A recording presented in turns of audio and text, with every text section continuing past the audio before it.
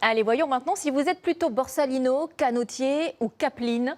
Un créateur de chapeaux, comme on n'en fait presque plus, nous attend. Il travaille à l'ancienne, à la main et dans son atelier. Vous allez le voir, il crée ses propres formes, c'est rarissime.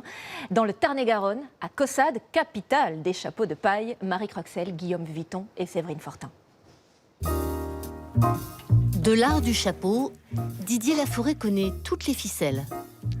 Depuis le travail du bois pour façonner une forme jusqu'au produit fini, il a voulu tout maîtriser, séduit par les pouvoirs de cet accessoire de mode. Et si on met un beau chapeau, la personne va se redresser, se regarder différemment. Moi, je sais pas, il y a des choses qui se passent, quoi.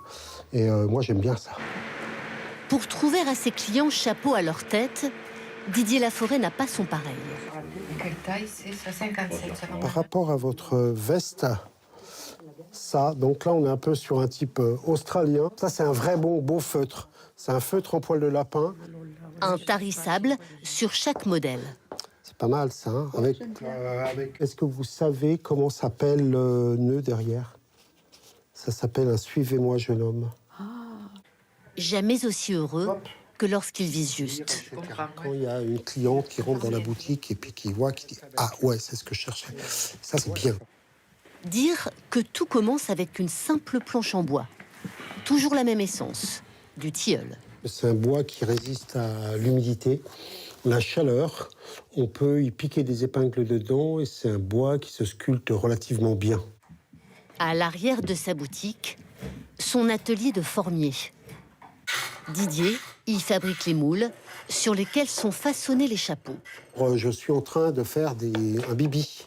Donc j'aime beaucoup les bibis. Les bibis, c'est des petits chapeaux anglais qu'on va porter sur le côté. Mais c'est pas un chapeau qui va emboîter. C'est juste quelque chose qui va ornementer et accompagner une chevelure.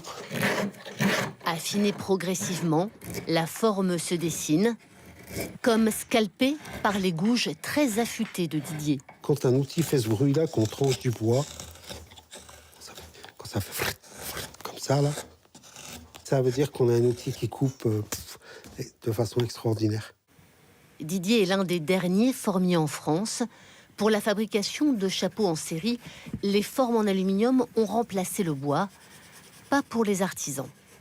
Le travail du bois, c'est physique, il y a des histoires d'odeur, il y a un rapport avec le matériau, on va pousser, en même temps, on va dessiner, tourner. Mais cela ne lui suffit plus. Désormais, il fabrique aussi ses chapeaux à partir de cônes de feutre. Ça, c'est un magnifique feutre, ce qu'on appelle un topé. On est sur quelque chose d'extrêmement doux. Là, on est plus sur de la laine, sur du mérinos. Ça, c'est du lapin. Ce feutre de lapin va subir un traitement de choc, ambiance pressing. Généralement, ils ne travaillaient pas comme ça, traditionnellement. Non, on travaillait avec des marmites. Le principe reste le même, le feutre passe à la vapeur. Ça me permet donc de pouvoir étirer mon feutre. C'est-à-dire que là, le feutre va devenir beaucoup plus souple. Je vais pouvoir, hop, il va devenir complètement souple. Contraint juste ce qu'il faut pour épouser le bois, en évitant les plis. Inséré dans l'autre partie de la forme, puis ficelé. Et si je reprends, tac, je retourne, on voit le chapeau qui apparaît. Voilà, on devine le chapeau. Tant de passion appelait forcément le partage. Et là, je vais vous montrer comment on utilise une forme. Qu'est-ce que c'est qu'une forme en bois? Régulièrement, de petits groupes profitent d'une visite. On va démouler celui-ci. Je vais d'abord enlever la calotte, défaire la ficelle, et je vais littéralement démouler mon chapeau, un peu comme un gâteau. Une complète découverte pour la plupart des participants. Il faut une forme pour chaque tour de tête. Absolument. Si je reprends mon chapeau bleu, là, tout à l'heure, lorsque je retourne, là, ça correspond à un tour de tête de 56,5. Généralement, Des récits hauts en couleur et une activité de formier chapelier dans la plus pure tradition.